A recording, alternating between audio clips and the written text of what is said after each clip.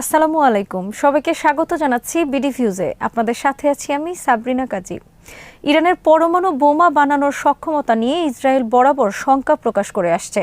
তারা এমন একটা ধারণা দেওয়ার চেষ্টা করে যাচ্ছে যে ইরান যে কোনো সময় পরমাণু বোমা দিয়ে ইসরায়েলে হামলা চালাবে। বাস্তবে ইরান এমন কর্মসূচি অনেক আগেই পরিত্যাগ করেছে। পরমাণু কর্মসূচি ত্যাগ করে নিষেধাজ্ঞা তুলে নেওয়ার জন্য সব সময় আন্তরিক প্রচেষ্টা চালিয়ে যাচ্ছে তেহরান। এখন ইসরায়েলের চেষ্টা হচ্ছে ইরানের সাথে আলোচনা বাদ দিয়ে আরও কঠোর নিষেধাজ্ঞার মধ্যে দেশটিকে ফেলা, এমন পরিস্থিতি তৈরি করা যাতে ইরান যুদ্ধে জড়িয়ে পড়তে বাধ্য হয়। কিন্তু ইসরায়েল কেন ইরানের সাথে যুদ্ধে জড়াতে চাইছে তা থাকছে মোতালেব জামালির প্রতিবেদনে।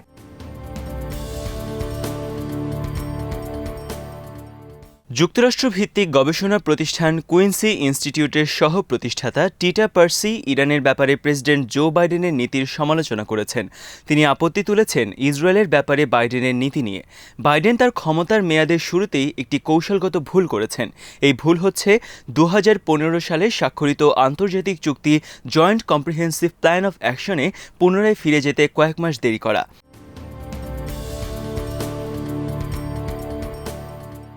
বাইডেনের দায়িত্ব গ্রহণের পরবর্তী কয়েক মাস ইরানে ক্ষমতায় ছিল কিছুটা উদার সরকার। সে সময় ইরানের সাথে যুক্তরাষ্ট্রের সমঝোতায় আসা ছিল অনেক সহজ, কিন্তু বর্তমানে কট্টরপন্থী সরকার তেহরানের ক্ষমতায়।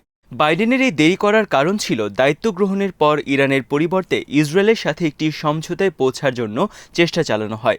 এই সমঝোতার চেষ্টার মূল বিষয় ছিল যুক্তরাষ্ট্র ও ইসরায়েল যাতে একই ধরনের অবস্থানে পৌঁছাতে পারে। কিন্তু শেষ পর্যন্ত যুক্তরাষ্ট্র এটা বুঝতে পারে কোনো ধরনের চুক্তি ইসরায়েলকে সন্তুষ্ট করতে পারবে না।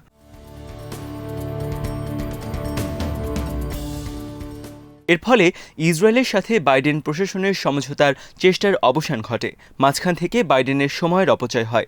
তারা অনুধাবন করেন ইরানের ব্যাপারে ইসরায়েলের সাথে কোনো ধরনের সমঝোতায় পৌঁছার চেষ্টা ত্যাগ করাই হবে তাদের জন্য ভালো উপায়। পরমাণু চুক্তি নিয়ে ইসরায়েলের অভিযোগ নিয়ে মাথা না ঘামিয়ে বরং যুক্তরাষ্ট্রের উচিত হবে তার নিজস্ব স্বার্থের চিন্তা করা। কারণ ইসরায়েল সরকার জনগণের কাছে ইরানের পরমাণু কর্মসূচিকে তাদের অস্তিত্বের জন্য মারাত্মক হুমকি হিসেবে তুলে ধরে পরিস্থিতিকে উত্তপ্ত করে তুলতে চাইছে।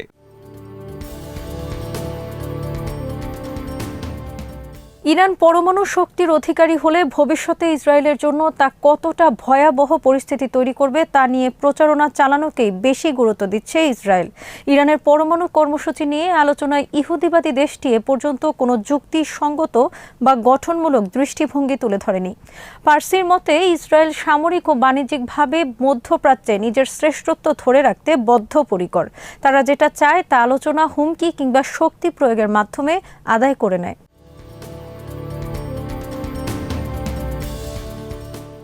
ইসরায়েলের গোয়েন্দা সংস্থা দাবি করছে ইরান গোপনে পরমাণু সমরাস্ত্র তৈরির কর্মসূচি চালাচ্ছে।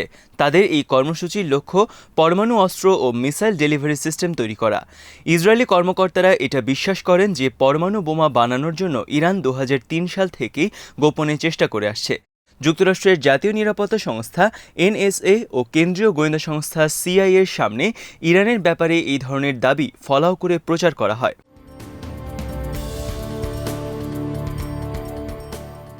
যুক্তরাষ্ট্রের এই দুটি সংস্থা অনেক আগেই এটা নিশ্চিত করেছে ইরান 2003 সালেই তার পরমাণু সামরিক কর্মসূচি বন্ধ করে দিয়েছে।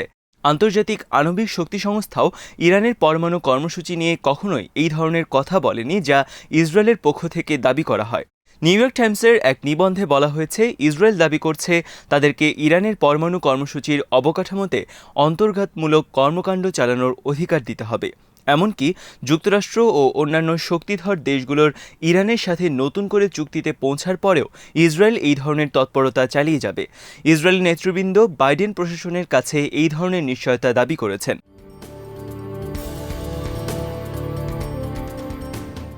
বাইডেন প্রশাসন ইসরায়েলকে এই ধরনের প্রতিশ্রুতি দিলে তা ইরানের সাথে চলমান পরমাণু আলোচনাকে যে বিষাক্ত করে তুলবে এবং চুক্তি বানচাল হয়ে যাবে সেই কথা নিশ্চিতভাবেই বলা যায়।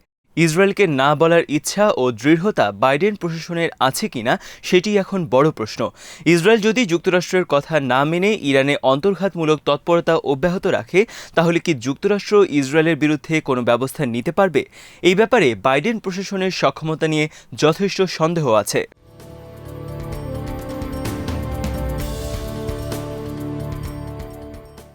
স্বাভাবিকভাবেই এখন একটি প্রশ্ন সামনে চলে আসে, ইসরায়েলের অস্তিত্বের জন্য ইরান হুমকি, এ দাবির পেছনে ইসরায়েলের কি স্বার্থ রয়েছে, কিংবা এর মাধ্যমে ইসরায়েল কি স্বার্থ হাসিল করতে চায়। ইসরায়েল দাবি করে আসছে ইরানের পরমাণু বোমাকেই তাদের সবচেয়ে বড় ভয়, যদিও ইরানের কাছে কোনো পরমাণু বোমা নেই। ইরান বারবার বলছে যে তারা পরমাণু বোমা বানাতে আগ্রহী নয়। 2003 সালেই তারা সেই কর্মসূচি পরিত্যাগ করেছে।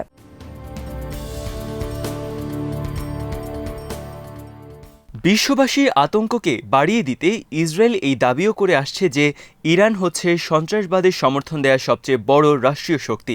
দেশটি লেবাননের হিজবুল্লাহ, ইয়েমেনের হুথি বিদ্রোহী ও ইরাকের শিয়া মিলিশিয়াদেরকে সহায়তা দিয়ে থাকে। ইরানের এসব কাজের লক্ষ্যই হচ্ছে সিরিয়ার মাধ্যমে ভূমধ্যসাগর পর্যন্ত একটি স্থল সেতু তৈরি করা। ইরান তার সম্প্রসারণবাদী কর্মকাণ্ডের মাধ্যমে এই অঞ্চলে শিয়াদের প্রাধান্য প্রতিষ্ঠা করতে চায় বলেও ইসরায়েল দাবি করে থাকে।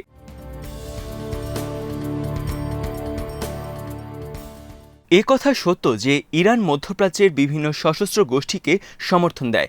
এর মধ্যে লেবাননের হিজবুল্লাহ ইসরায়েলের সীমান্তে নিরাপত্তার জন্য হুমকি তৈরি করেছে।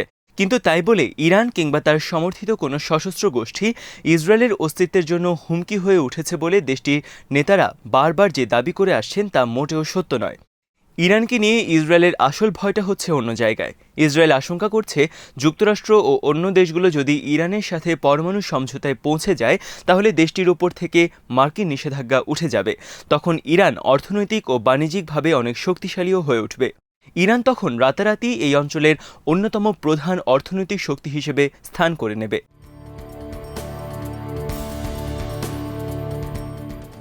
ইরানের জনসংখ্যার প্রায় শতভাগই উচ্চশিক্ষিত ও কারিগরিভাবে অগ্রসর। তাদের মধ্যে উদ্যোক্তা হওয়ার মতো যোগ্যতা ও দক্ষতাও রয়েছে। এছাড়া ইরানের হাতে রয়েছে বিপুল তেল সম্পদ। এই তেল দেশটির অর্থনৈতিক ও অবকাঠামোগত উন্নয়নে বিরাট ভূমিকা ও অবদান রাখবে।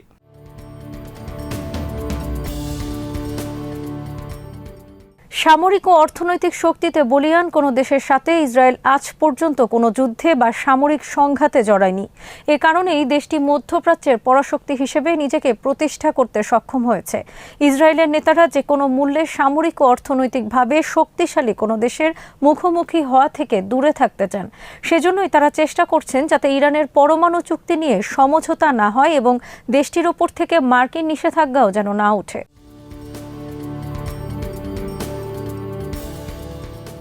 বিশ্লেষকরা মনে করেন বাইডেন প্রশাসন যদি বিচার বুদ্ধি সম্পন্ন হয় তাহলে তারা ইসরায়েলকে নিয়ন্ত্রণে রাখার কৌশল হিসেবে ইরানকে শক্তিশালী রাষ্ট্র হিসেবে গড়ে উঠতে সহায়তা করবে।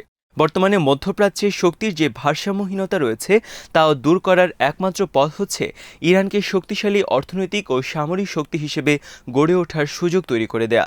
তাহলেই যুক্তরাষ্ট্রের পক্ষেই ইসরায়েলের উদ্ধত আচরণকে নিয়ন্ত্রণ করা সম্ভব হবে। না হলে ইসরায়েলের আগ্রাসী আচরণের কারণে মধ্যপ্রাচ্যে সবসময় অস্থিতিশীল পরিস্থিতি বিরাজ করবে।